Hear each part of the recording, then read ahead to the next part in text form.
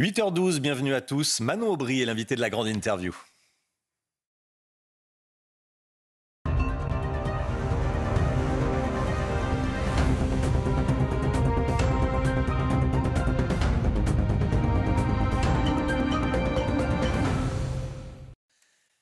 Bonjour Manon Aubry. Bonjour. Bienvenue, merci d'être avec nous. C'est la grande interview CNews Europe 1. Vous êtes eurodéputé, la France insoumise. Emmanuel Macron n'a toujours pas nommé son 4e Premier ministre de l'année 2024. Déjà, comment est-ce que vous qualifiez la situation politique que l'on connaît actuellement en France ? Je pense que c'est une situation politique qui est absolument désastreuse, où on a un président de la République qui n'a toujours pas compris le résultat des urnes, qui devait nommer un Premier ministre dans les 24 heures, puis dans les 48 heures.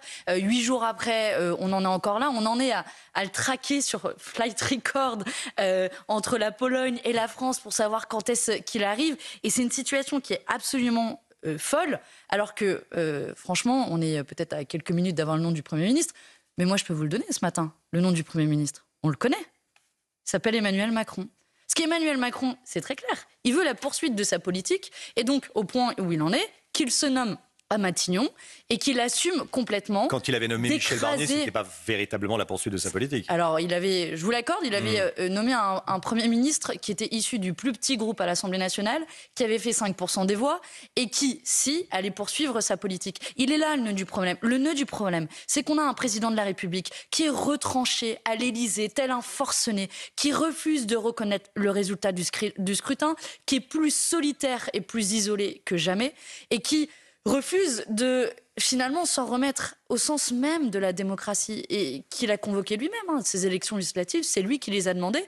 Le nouveau Front populaire est arrivé en tête, mais non. Comme par magie, on va prendre les mêmes et recommencer. Franchement, c'est lunaire. On va pas en reparler. Le nouveau Front populaire n'a pas de majorité à l'Assemblée nationale. Oui, mais il est arrivé premier aux élections. En fait, si vous convoquez des élections et que vous avez un Premier ministre qui n'est pas issu du bloc politique qui est arrivé en tête, à quoi bon faire des élections ? À quoi bon se rendre aux urnes ? Vous voyez, il détruit l'idée même de démocratie. Et donc moi, je refuse que ce soit, on prend les mêmes et on recommence vraiment. Il perd 3 fois les élections et là, il se dit « Eureka, formidable, prenons les mêmes, recommençons exactement la même politique. » Il perd 3 fois les élections comme Jean-Luc Mélenchon à la présidentielle. Alors, Jean-Luc Mélenchon, il a fait 22% à l'élection présidentielle, mais ça ne vous a pas échappé que là, c'est en fonction des élections législatives qu'on détermine le Premier ministre et qu'aux élections législatives, Emmanuel Macron a perdu. Donc on ne peut pas reprendre les mêmes pour recommencer la même politique dont plus personne ne veut. Mais rendez-vous compte à quel point Emmanuel Macron est détesté dans ce pays. Plus personne ne veut de lui. On voit bien que le problème, c'est lui. Il est temps qu'il s'en aille, qu'il parte, qu'on organise de nouvelles élections. On va parler de votre stratégie à la France insoumise. François Bayrou va être reçu dans une vingtaine de minutes, donc à 8h30 à l'Élysée. François Bayrou, c'est le centre. Est-ce que ça vous irait ?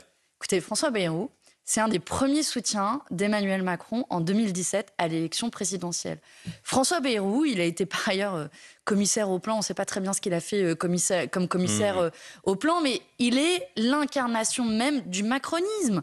Et donc, comment se fait-il que quand Emmanuel Macron perd l'élection, il veuille à tout prix nous imposer la continuité de sa propre politique? Vous voyez bien que ça ne marche pas. Donc, vous ne voulez pas de François Bayrou, vous ne voulez pas de Bernard Cazeneuve, vous ne voulez pas de Jean-Yves Le Drian, qui sont centre et gauche. Mais Roland Lescure, vous n'en voulez pas non plus. Que des macronistes. Il y a quand même un problème. Vous ne voulez pas de LR. En fait, vous voulez personne. Non, je veux la démocratie, Romain Desarts. Et la démocratie, c'est quand on va aux urnes, on respecte le résultat du scrutin. Et le résultat de ce scrutin, c'est que le nouveau Front populaire est arrivé en tête. Je sais que ça déplaît un certain nombre de gens, mais je vous dirais exactement la même chose si c'était un républicain qui était arrivé en tête. Et d'ailleurs, je vous mets au défi. Vous voyez qui à Matignon Si le Rassemblement national était arrivé en tête, on nous aurait dit que ce serait Jordan Bardella. Ça serait Jean-Luc Mélenchon à Matignon ? Non, c'est un candidat issu du nouveau Front populaire. Et il se trouve que le nouveau Front populaire avait proposé ensemble un nom, celui de Lucie Castet, pour ensuite travailler avec l'Assemblée nationale, nous l'avions dit dès le début, sans utiliser de 49.3, sans brutaliser. Expérience ministérielle, vous saviez très bien que ça ne pouvait pas passer. Donc vous présentez un nom et vous savez dès le début que c'était inacceptable. Vous avez vu ce sondage sur ce qu'attendent les Français pour la nomination du Premier ministre? Ils attendent en priorité quelqu'un qui est issu de la société civile et quelqu'un qui est issu du nouveau Front populaire. Il se trouve que Lucie Castet est issue du nouveau Front populaire et est issue de la société civile. Oui, c'était le meilleur profil, mais je veux dire, c'est pas juste de la politicaille, c'est pas que pour respecter la démocratie. Pourquoi il nous faut un Premier ministre issu du nouveau Front populaire? Si on veut abroger la réforme des retraites, Romain Desarmes, seul le nouveau Front populaire le fera. Si l'on veut augmenter le salaire minimum, si l'on veut faire face à le drame social qui est en train de courir à travers le pays, la multiplication des suppressions d'emplois, si l'on veut faire face à l'Union européenne sur l'accord de libre-échange avec le Mercosur, et j'en profite pour dire à votre antenne que nous déposons aussi une motion de censure à l'échelon européen contre la Commission européenne de von der Leyen qui passe en force sur cet accord de libre-échange, il nous faut un Premier ministre issu du nouveau Front populaire, à la fois pour respecter la démocratie, mais aussi pour changer la vie de millions de Françaises et de Français. J'ai le sentiment que Jean-Luc Mélenchon veut surtout pas qu'une solution soit trouvée. Il veut cette présidentielle anticipée dont vous parlez à l'instant. Je viens de vous proposer une solution à l'instant quand même. Si des présidentielles anticipées avaient lieu dans un sondage de l'IFOP, c'est Marine Le Pen qui arriverait en tête, jusqu'à 38% des voix. Gabriel Attal, deuxième position avec 20%. Jean-Luc Mélenchon, 12%.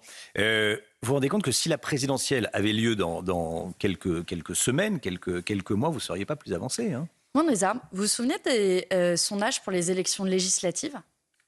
Vous allez dire que les sondages mentent et se trompent? Je ne dis pas qu'ils mentent, je prends des faits. Les élections législatives, il y a eu 27 sondages dans l'entre-deux tours.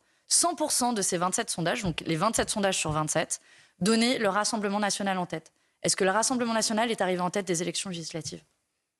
Donc vous dites que non. Donc les sondages, c'est quand ils sont bons, on y croit. Quand ils ne sont pas bons, on y croit moins. Je dis juste une chose, c'est que les sondages se sont allègrement trompés. Et par ailleurs, si vous voulez prendre l'échelon présidentiel, pour les dernières élections présidentielles, Jean-Luc Mélenchon a démarré sa campagne à 8%. Quel a été son score final? 22%. Par ailleurs, Marine Le Pen a démarré sa campagne avec un score bien plus élevé que celui qu'elle a fait au final. Donc, vous voyez, rien n'est joué pour l'élection présidentielle. Et pourquoi nous plaidons pour une élection présidentielle? Pas pour le loisir de faire une nouvelle campagne présidentielle. Je dois vous dire, quand on est des militants politiques, on a fait pas mal de campagnes ces derniers temps, on en a pas mal dans les pattes. Mais quand vous avez une situation de blocage politique, quand le président de la République refuse de reconnaître ce qu'il se passe, les équilibres politiques de l'Assemblée nationale, quand il s'entête de cette manière-là, vous voyez bien que le problème aujourd'hui, c'est Emmanuel Macron lui-même. Et quand vous avez une situation de blocage, quand on est des démocrates, le meilleur moyen, c'est de s'en remettre aux électrices et aux électeurs. Et vous me réinviterez ensuite pour analyser les résultats et on verra si j'avais raison. La grande interview CNews Europe 1 avec Manon Aubry, eurodéputée France Insoumise. Olivier Faure, le patron du PS, a des mots durs à l'endroit de Jean-Luc Mélenchon. Plus Jean-Luc Mélenchon crie, moins on l'entend. Il estime que LFI affaiblit la gauche. Le divorce est acté entre LFI et le PS ? Écoutez, moi j'ai le sentiment que plus le Parti socialiste parle, moins on le comprend. Donc la réponse est oui, le divorce est acté. Non, j'y arrive. Oui. D'abord sur le Parti socialiste. Pourquoi je vous dis ça? Parce que d'un plateau à l'autre, on a un peu du mal à comprendre quelle est la position du Parti socialiste. Un jour, il participe à la mascarade organisée par le président de la République, des consultations, de l'accord de non-censure, je ne sais pas quoi. Le jour d'après, ils nous disent « finalement, on ne veut pas vraiment gouverner avec les macronistes ». Qu'est-ce qu'on fait, nous, à la France Insoumise? On essaie d'être fidèle au mandat qui nous a été donné. Ce mandat, c'est le programme du nouveau Front populaire. Donc oui, on ne participera pas à la poursuite de la politique d'Emmanuel Macron. On parlait à l'instant avec peut-être un Premier ministre qui pourrait être François Bayrou.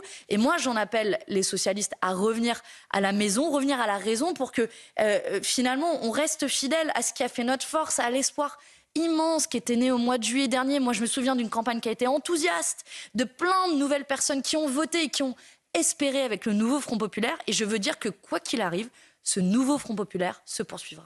Manon Aubry, on va changer de sujet. Voulez-vous parler d'un sujet de santé? La Haute Autorité de Santé souhaite rendre gratuit l'accès au changement de sexe en France dès 16 ans. C'est une information de nos confrères du Figaro de ce matin. Le cadrage de cette proposition est exclusivement fait par des membres qui sont plutôt favorables à la théorie du genre et au changement de sexe. Quelle est votre position ? Moi, je pense que c'est utile et nécessaire. Je sais pas si... De rembourser par la sécurité sociale le changement de sexe en France dès 16 ans. Est-ce que vous savez qu'en France, les personnes transgenres se suicident 8 fois plus que la moyenne des Françaises et des Français? Et pour toutes celles et tous ceux qui sont la cible est attaquée du matin au soir, souvent par l'extrême droite, qui s'en prennent aux personnes transgenres comme si elles avaient choisi de ne pas naître dans le corps qui est le sien. Les agressions d'homosexuels en France et de personnes transgenres, je suis confus, madame, hein, elles viennent assez peu de gens d'extrême droite. Elles viennent également d'autres personnes, vous savez très bien. Elles sont extrêmement nombreuses, et vous savez comme moi, et ça arrive d'ailleurs à votre antenne, que l'extrême droite les prenne pour cible. Et moi, ce que je veux dire, c'est qu'on est aujourd'hui dans un pays où la majorité sexuelle, il y a des quartiers en France où les homosexuels ne peuvent pas. La majorité sexuelle est à 16 ans. À 16 ans, on peut décider librement de ses actes sexuels, et on est responsable devant la loi, mais on ne peut pas décider de son genre. Donc il y a un paradoxe là, et moi oui, je suis favorable à ce qu'on puisse choisir librement dans quel corps on veut vivre. Et le remboursement dès 16 ans avec le retrait de l'autorité parentale également, si les parents ne sont pas d'accord, avec une procédure qui pourra aller jusqu'au retrait de l'autorité parentale. Je vous le redis, pourquoi de nouveau vous auriez la majorité sexuelle à 16 ans, c'est-à-dire que vous décidez sans l'autorisation de vos parents, mais vous n'auriez pas la majorité en ce qui concerne le choix de votre genre. Il y a un paradoxe là, et je pense que cette proposition permet de le résoudre.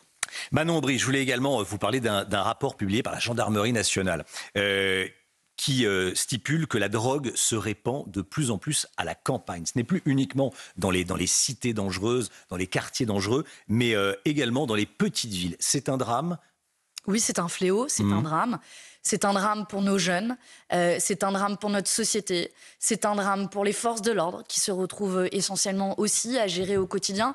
Et face à l'utilisation de plus en plus répandue de la drogue, il faut une stratégie globale, une stratégie d'accompagnement des personnes qui sont dépendantes de la drogue, une stratégie pour démanteler l'ensemble des réseaux. Et donc pour ça, il faut des moyens pour les forces de l'ordre, il faut des moyens aussi pour démanteler en amont, des moyens pour le contrôle aux frontières, des denrées qui peuvent être échangées. Donc ça veut dire avoir une stratégie complète. Mais je ne suis pas surprise d'apprendre, je veux dire, tout le monde voit ce qui se passe dans notre pays, je ne suis pas surprise d'apprendre que la drogue se répand partout dans notre pays, quel qu'en soit le lieu. Qu'est-ce qu'on a fait pour en arriver là ? On a fait pas mal d'erreurs sans doute. Je pense que dans les erreurs qui ont été commises, c'est celle de ne pas prendre suffisamment sérieusement les réseaux de grand banditisme pour les démanteler, et celle de ne pas prendre suffisamment au sérieux aussi la prévention. Je vous le disais, si vous voulez vous attaquer au réseau, il faut s'attaquer au début du réseau, et puis il faut accompagner au bout du réseau celles et ceux qui sont dépendants de la drogue. Donc c'est tout ça qu'il faut réussir à mettre en place avec une stratégie nationale. Est-ce qu'il ne faut pas beaucoup plus de sévérité, la fin du laxisme, mettre en prison les trafiquants, également sanctionner les consommateurs? Alors, sur les trafiquants, vous avez raison, et c'est pour ça qu'il faut davantage de moyens pour pouvoir démanteler ces réseaux. En ce qui concerne la répression vis-à-vis des consommateurs, on est en Europe, la France, le pays qui a le système répressif le plus dur vis-à-vis des consommateurs. Et pour autant, on est par exemple le premier pays consommateur de cannabis. Donc vous voyez là qu'il y a un paradoxe, et cette politique tout répression ne fonctionne pas. Donc peut-être qu'on pourrait s'interroger un petit peu sur les échecs de cette politique-là et changer de braquet à la fois sur le démantelage des réseaux et sur l'accompagnement et la prévention pour faire en sorte qu'en effet, les gens ne tombent pas dans la drogue, parce que c'est évidemment un fléau. Pourquoi la gauche s'est désintéressée des questions de sécurité pendant si longtemps, en parlant d'un sentiment de sécurité? On s'en souvient, il y a 30 ans, vous savez, avec Lionel Jospin. Moi j'ai 34 ans, donc je ne faisais pas vraiment de politique quand j'avais 4 ans. Mais... Il y a un rapport du ministère de l'Intérieur là, qui est publié et qui parle de l'exaspération des Français en matière d'insécurité. Une exaspération qui grimpe.